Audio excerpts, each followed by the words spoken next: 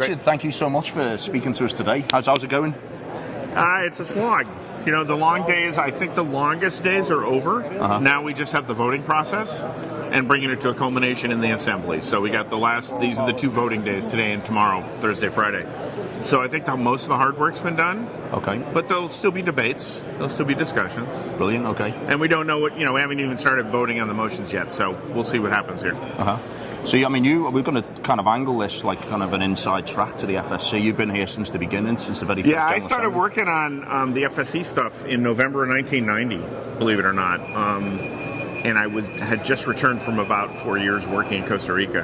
And some people asked me to participate in a meeting, which was with a group. It was a great name of an organization called WARP. Woodworkers Alliance for Rainforest Protection.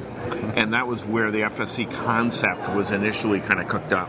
All right. And then from there you fast forward to the General Assembly, 1993, in Canada, in Toronto.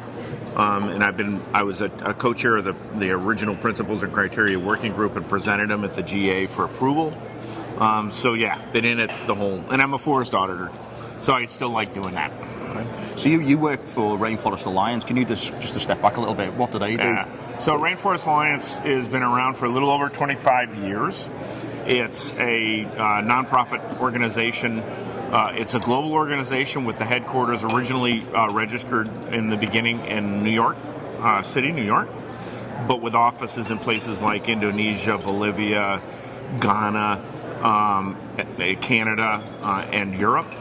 And so it's a nonprofit organization dedicated to this balance between conservation and livelihoods. So we've always been walking that dichotomy, which is oftentimes a dichotomy for people, because there's some people who place priority number 1 on conservation, others who place priority number 1 on socioeconomic development or livelihoods. And we've been walking that line of trying to balance those two from the beginning. So I've been there 25 years. Brilliant. So just to clarify then, so Rainforest Alliance is a member of the FSC? Correct. So founding member. Okay, and how does that relationship work? So what's the... So there are two aspects to it. A, we're a member, so we participate in a lot of the discussions on policy issues and governance and all those things. The other role, which is we're probably more well known for, is that we're actually an accredited auditor or certifier under the system. In terms of forest management certification, we're the largest certifier in the system. We also have, as a nonprofit organization, a big commitment to community forests, indigenous forests, and smallholders. So we spend a lot of time focused on making sure those groups get access to the system somehow. And it's a continuing challenge. It's not always easy. Right. Thank you. So you've had a history of every time you come to the assembly, you write a note for everyone to read, like a 2-page. Yeah, 2-pager. Could you mind if you've raised 6 points for this GA? So first of all, positive changes. What do you mean by that? Well, we feel good about the recent hires, both some of the new chief operating officer and the new chief marketing officer at FSC International. Mm-hmm. We think those are good hires. They seem to be very competent people, and they bring. And actually, the other one that's really, I think, maybe just as important is there's a woman who has a great track record, Vera Santos, who's now the head of the new approaches for small landowners stuff. And they bring an urgency. If you talk to any of the 3 of them, they have a sense of urgency of like, let's get something done. And at times, I think the FSC has kind of fallen back into a little bit of being like the old United Nations, and we'll cater to everybody, and action isn't the first priority. Politics is the first priority. I think we're turning the corner on that now, and so I think those kind of hires will help the system. The other thing is we also got in the United States, FSC US got a new in essence a chief marketing officer as well, who seems really good. So I'm feeling optimistic that what we saw as, in some cases, a bureaucracy becomes a management structure that's more responsive. Mm-hmm. Proof is in the pudding. It's at the beginning of it. It's only been a couple months since they were hired or put in their positions. So I'm optimistic of the change, but the test will be, by the next GA, what they get done. And the other thing is that Kim Carstensen, who's the Director General, is sending a message to his staff of accountability. And, you and I have stuff every day that we're expected to do, And we are accountable not just for writing good documents, but for getting something done in the field. Mm-hmm. That's what I expect FSC to be.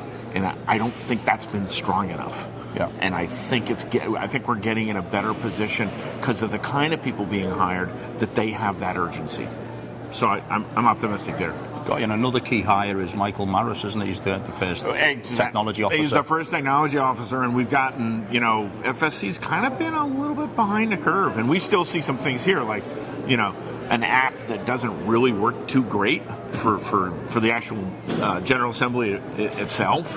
It's okay, but it's not great.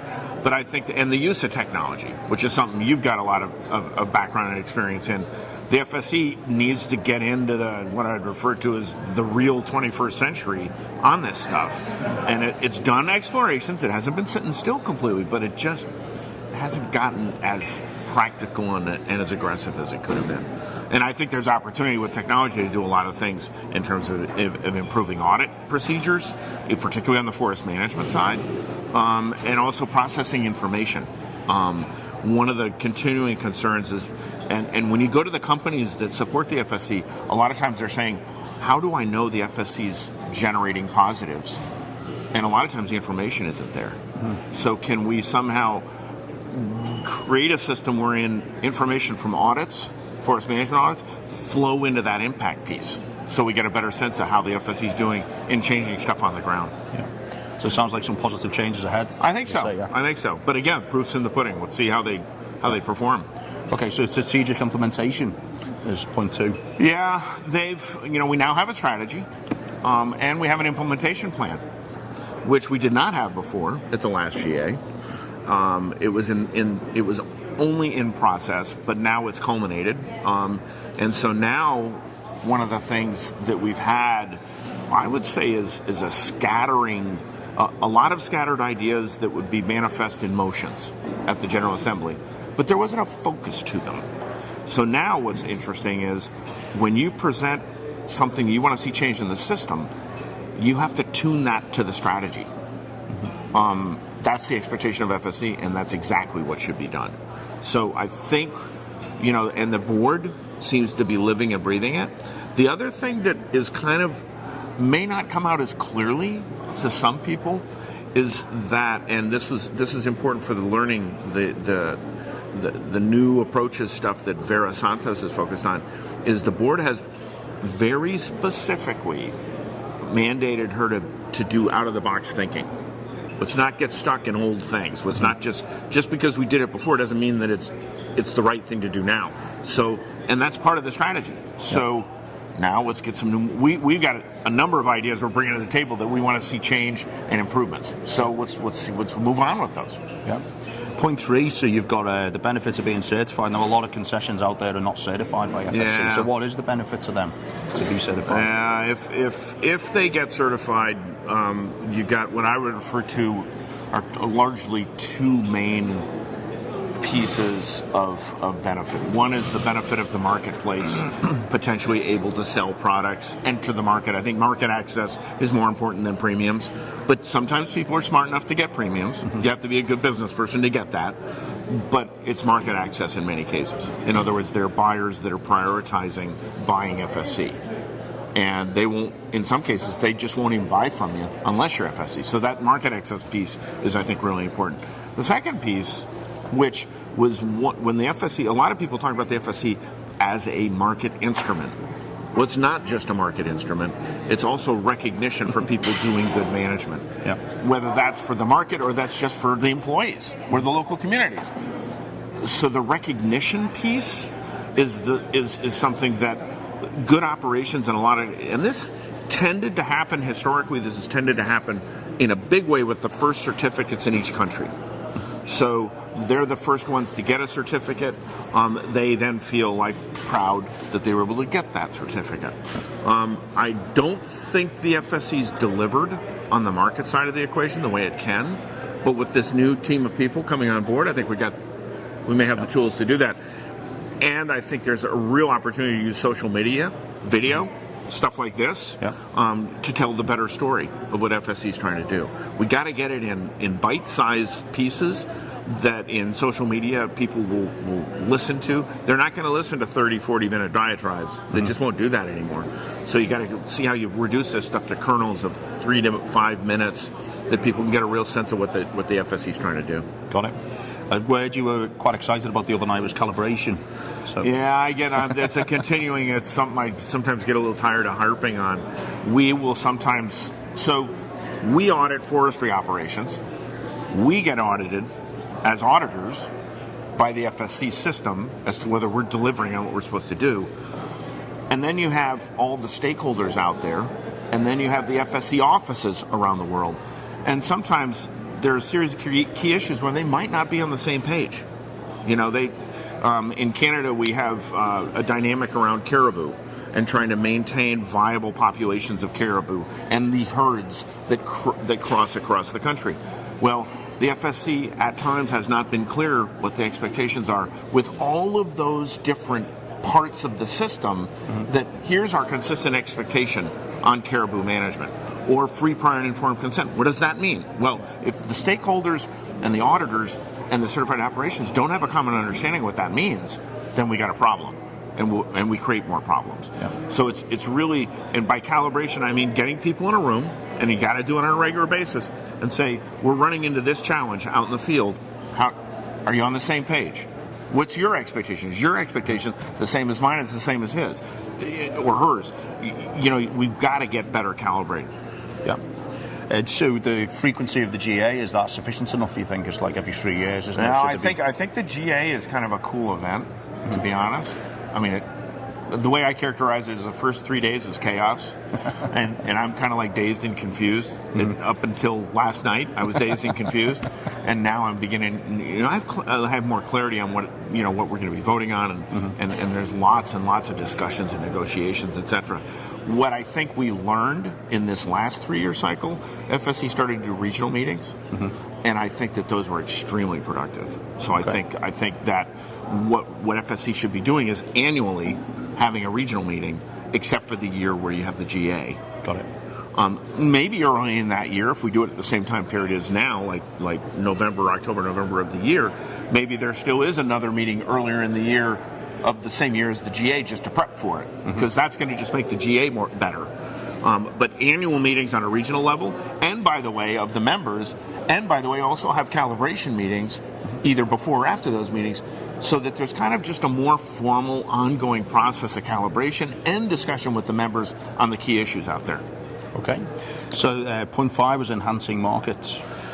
Yeah, we got to. There's been some great sessions here at the GA on this, and it really gets to FSC partnering with other organizations to get the message, the stories out about what the FSC is doing. I don't know if have you seen the Patagonia stuff? Yeah. You know, they did a great video on the wetsuits, and what's cool about that is they said it was one of their best product rollouts ever. And what was cool was they had the pamphlet that explained what they had done, which was available online, or you could get a hard copy sent to you. And there was also a short video. A lot of people don't know where rubber comes from. Well, this is a big problem in the world. You know, more than 50% of the world's population now lives in urban areas. A lot of them don't know where their water comes from. They don't know where their food comes from. They don't know where the wood comes from. So it was kind of cool in that short video that they explained where rubber comes from with smallholders in Guatemala. So it's stories like that, and one of our learnings at Rainforest Alliance over the last 3 years is that it's the stories. Getting those stories out is important, not only in a business-to-business marketplace, B2B market, but also in the business-to-consumer market. Yeah, and especially the next generation of consumers, they want to know where everything comes from. Well, and this is a passion of mine, which is educating youth. Yeah. And it's something that I'm now, I'm in the scheme of things, I'm a relatively older guy. But that's the passion that I have now, is that I'm really trying to focus on how can we educate the youth about forests, and not in a way in which we're just trying to sell forest products. I'm not a fan of that per se. I don't think that's a negative to sell forest products, but I think we want to educate youth, all age groups, but particularly youth, about what forests are about. Yeah. How do they function? When you go in there, what's the role of invertebrates or reptiles and amphibians? What's the role of bats? What's the role of birds? How does the forest evolve and change, and etc.? I live in a state in Vermont, which at one point was as low in the 1800s as 13% forest cover. Wow. Today it's 78% forest cover. That all came back through natural processes, natural regeneration, because we changed where our energy came from. We went from wood to other fuels, and we got sheep. Sheep herding went down. A lot of forests came back. There are countries in the tropics where that dynamic is happening. Costa Rica is one of them. Yeah. The fastest growing category of land use in Costa Rica is secondary forest. Yeah. And so the forest can recover if we give it a chance. Well, let's think about that. So that's the other thing. My other passion right now is restoration.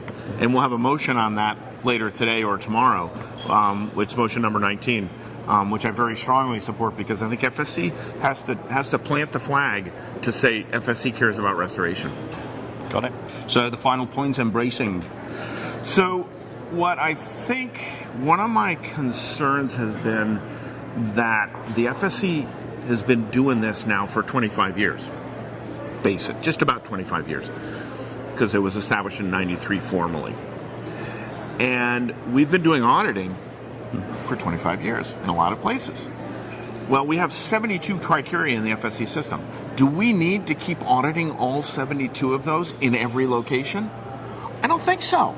I think we know enough that we can identify per location, per jurisdiction, which is like a country or a state or a province, or per a landscape, Mekong Basin, the boreal forest of Canada, Siberia. I think we can move to critical criteria so that the auditing actually focuses on those critical criteria based on experience. Yeah. And we don't have to be spending auditor time on things that in that particular landscape or jurisdiction don't matter. Mm-hmm. So I'm suggesting that the FSC, Rainforest Alliance, is already trying to do this in our agriculture program, and we're trying to do this. We want to see if we can do this in forestry as well, is to embrace a critical criterion approach. But in this, the evolution of that is to make those critical criteria picked based on what the issues have been in a particular region. I'll give you an example. Free, prior, and informed consent really matters where there are traditional communities. If you're in places where they're not traditional communities, it's not a big issue. Yeah. Chemical use in certain places for certain kinds of forest management, enormous issue. In other places, like most of the natural forest management in the United States, there's no chemicals used at all, or very few. So it's not as critical in that circumstance or in another. Smallholders. A lot of smallholders in the United States, in a bunch of places, don't use chemicals at all because A, they don't want to spend the money, and B, they don't need them. Well, so if we have to say to them, well, in the audit report, you've got to cover chemicals, why are we spending our time on that versus other issues which might be more important, like riparian zones along the streams, or how they manage personal protective equipment to make sure that when a logger is going out there and is harvesting, they got the right equipment on. Well, that may be more important, actually, than for many of the landowners what the chemical issue is. So what I'm suggesting is winnowing down the criteria, the indicators that you audit based on the issues in each landscape or jurisdiction. That's the basic idea. Richard, I know you've been very busy today, and I really appreciate your time. Well, keep doing what you're doing, man. All right? Will do. It's great. Love it. Brilliant.